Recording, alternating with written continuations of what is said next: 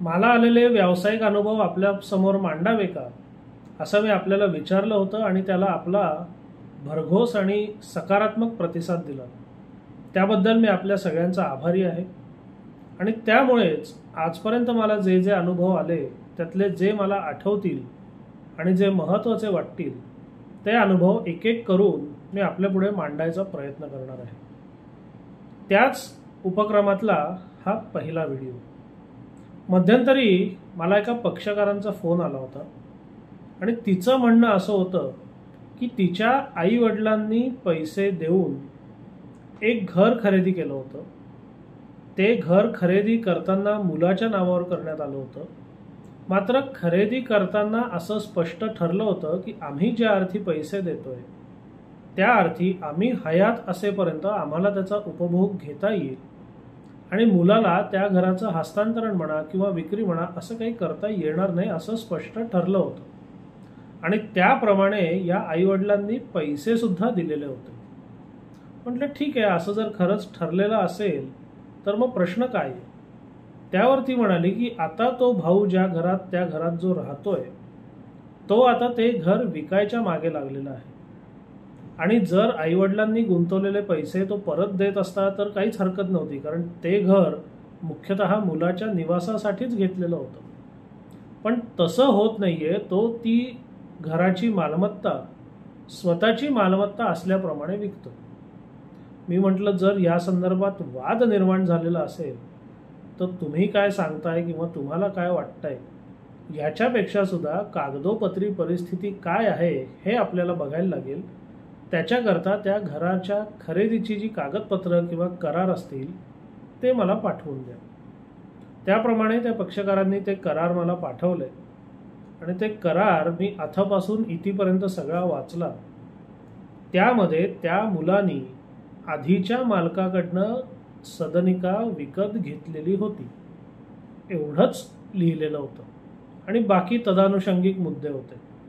पण या बाईंचं जे म्हणणं होतं की आईवडिलांनी इथे पैसे लावलेले आहेत आणि ते हयात असेपर्यंत त्यांना उपभोगाचा अधिकार आहे, ते हयात असेपर्यंत मुलांनी या मालमत्तेची विक्री किंवा परस्पर हस्तांतरण करण्याचं नाही असं ठरलेलं आहे. अशी कुठलीही तरतूद, अट किंवा शर्त मला त्या करारामध्ये अजिबात दिसली नाही.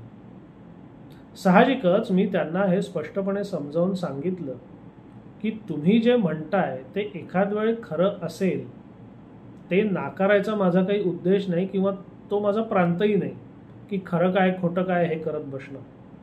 पण तुम्ही जे सांगितलं त्याच्या एकदम विपरीत परिस्थिती कागदोपत्री आहे. कागदपत्र आणि करारांवरनं असंच दिसतंय की त्या मुलाने त्याच्या पैशांनी आधीच्या मालकाकडनं तो फ्लॅट रितसर विकत घेतलेला आहे. साहजिकच ती त्याची स्वकष्टार्जित मालमत्ता आहे आणि म्हणूनच त्या मालमत्तेला स्वकष्टार्जित मालमत्तेचे सगळे नियम आणि कायदे लागू होतील. ज्या अनुषंगाने त्या मालमत्तेसंदर्भात कोणताही निर्णय घेण्याचा पूर्ण अधिकार त्या मुलाला आहे. त्याबाबत त्याचे आईवडील किंवा त्याची बहीण म्हणजे तुम्ही कायद्याने काहीही करू शकत नाही, कारण ती त्याची स्वकष्टार्जित मालमत्ता आहे. त्या मालमत्तेची मालकी आणि ताबा दोन्ही त्याच्याकडे आहे आणि तुम्ही जे सांगताय ते जरी घडलेलं असलं तरी ते कागदोपत्री कुठेही दिसून येत नाही आणि अशा परिस्थितीत आपण न्यायालयात जाऊन दाद मागण्यात विशेष काही अर्थ नाही. या उदाहरणावरनं काही प्रमुख गोष्टी आपण लक्षात घेतल्या पाहिजेत. एक म्हणजे बरेचदा लोकांच्या मनात गैरसमज असतात की अमुक अमुक गोष्ट ठरलेली आहे, अमुक अमुक गोष्ट आमची निश्चित झालेली आहे, आम्ही सांगितल्याशिवाय तो असं करणारच नाही. पण प्रत्यक्षात कागद जेव्हा तुम्ही बघता तेव्हा त्यामध्ये असं काहीही आढळून येत नाही. म्हणून जोवर आपण कागदपत्र बघत नाही तोवर कोणत्याही निष्कर्षाप्रत आपण येऊच शकत नाही.